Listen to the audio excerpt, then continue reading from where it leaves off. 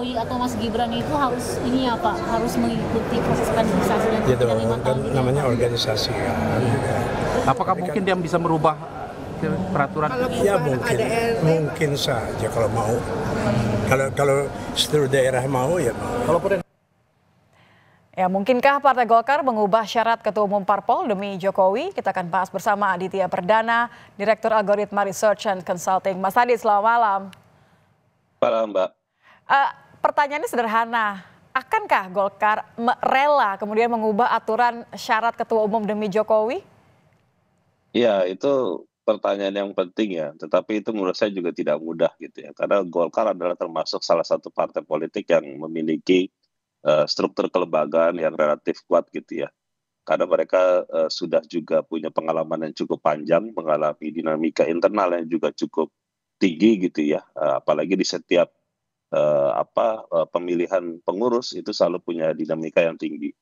Sehingga karena dia punya kohesivitas kelembagaan yang cukup baik, ketika misalkan ada desakan dari luar eksternal gitu ya, misalkan seperti Pak Jokowi contohnya adalah ingin menjadi bagian dari Golkar, itu juga pasti akan direspon dengan caranya Golkar gitu ya. Caranya Golkar itu maksudnya seperti apa ya? Itu bukan hal yang mudah gitu ya, karena tentu di dalam juga punya pandangan, persepsi yang pro kontra di antara sikap-sikap politik seperti itu. Jadi itu bukan hal yang mudah untuk bisa diterima di kalangan internal Golkar.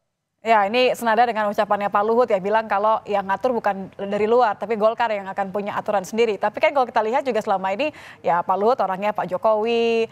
Anda melihat seberapa besar nantinya gejolak yang akan muncul di tubuh partai? Faksi-faksinya ada banyak di dalam partai Golkar sendiri sebenarnya. Iya, Golkar kan memang termasuk partai yang memiliki kelompok ya, kelompok atau faksi yang kekuatannya juga relatif berimbang gitu ya.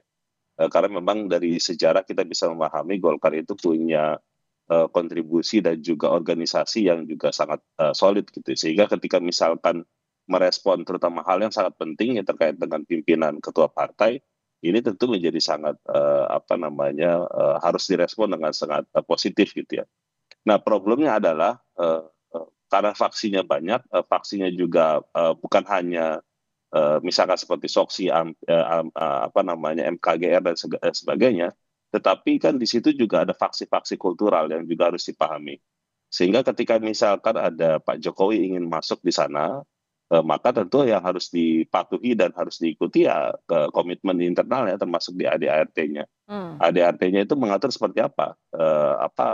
Kan sudah ada syarat misalkan harus menjadi kader, harus menjadi ini, mengikuti pelatihan ini dan sebagainya.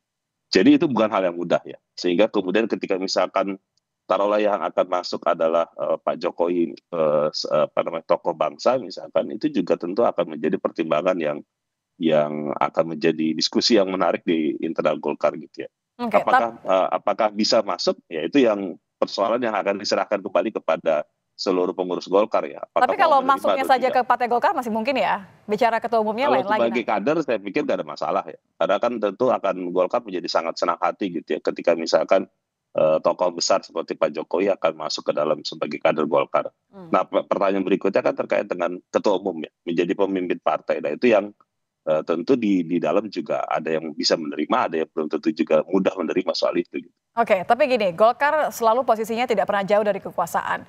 Menimbang untung ruginya untuk Golkar kalau repot-repot ubah ADART demi Jokowi jadi ketum, Anda melihat lebih banyak ruginya, lebih banyak untungnya?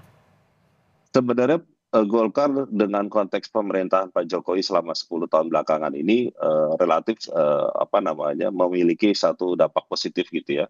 Artinya ketimbang dibandingkan dengan periodenya Pak SBY gitu, Golkar punya dinamika yang tentu berbeda antara periodenya Pak SBY sama Pak Jokowi. Itu satu. Yang kedua adalah Golkar memang selalu identik dengan kekuasaan, menjadi bagian dari koalisi pemerintahan. Itu sudah kita selalu cek Golkar tidak pernah jadi oposisi. Dan ini yang kemudian menguatkan bahwa Golkar itu punya pola yang menurut saya juga penting gitu ya. Bagaimana caranya agar kemudian mereka bisa terus berkontribusi menjadi bagian dari pemerintahan. Pertanyaannya kemudian adalah Pak Jokowi ini nanti the next pemerintahan itu bukan menjadi bagian dari pemerintahan. Yang menjadi bagian dari pemerintahan. Ada sih usulan jadi ketua koalisi permanen ya. Betul. Cuma masalahnya adalah Pak Jokowi kan tidak punya posisi di dalam partai politik manapun dalam konteks hari ini ya, meskipun beliau dulu menjadi bagian dari PDIP. Tapi hari ini kan tentu ini akan menjadi sebuah diskusi yang menurut saya menjadi sangat menarik di dalam Golkar sendiri. Pak Jokowi dalam konteks apa menjadi bagian dari dalam konteks itu? Pak Jokowi berkontribusi terhadap kemenangannya Pak Prabowo, itu benar.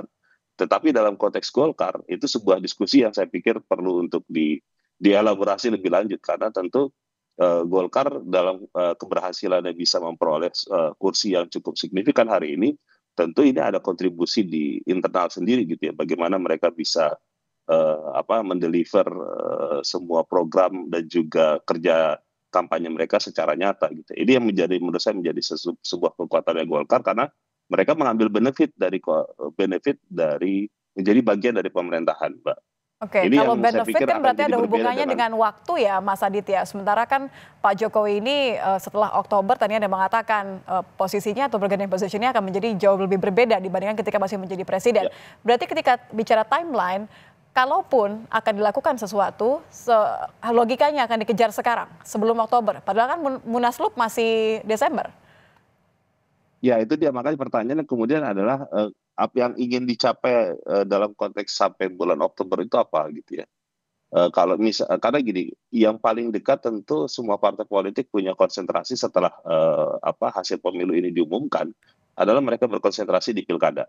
Nah, ketika di pilkada mereka tentu harus punya perhitungan-perhitungan yang sangat jelas bagaimana memperoleh kemenangan-kemenangan itu gitu ya. Nah, pertanyaan kemudian adalah Pak Jokowi ini ingin ditempatkan dalam kerangka itu seperti apa gitu ya. Apakah Pak Jokowi juga ingin dilibatkan dalam konteks usaha untuk pemenangan pilkada di Golkar atau seluruh usaha di tim yang menjadi bagian dari Pak Prabowo Gibran nanti gitu ya.